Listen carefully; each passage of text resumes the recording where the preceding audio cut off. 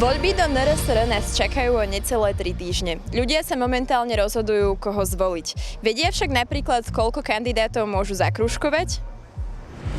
Koľko poslancov vlastne máme v parlamente? 150. Super, správne. No, to keby som ja vedel. Okolo 150. 150. Neviem. Ani typ? Číslo? 100, dajme tomu. 265. Cez 160? Nie, to je veľa. 130?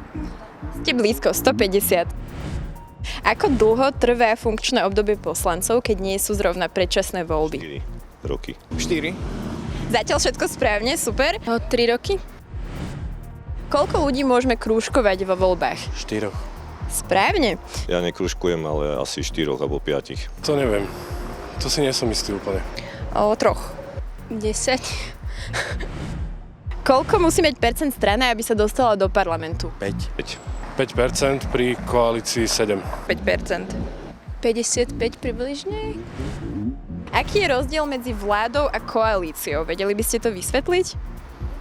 Vláda je najvyššia teda ústavná moc a koalícia sú v podstate politické strany, ktoré spravia teda koalíciu a sú vo vláde.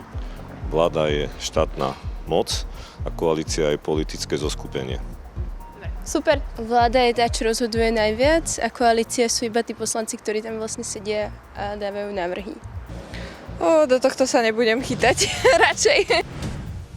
Nezabudni, že voľby sú 30. septembra. Aj ty môžeš prispieť k zmene tejto krajiny.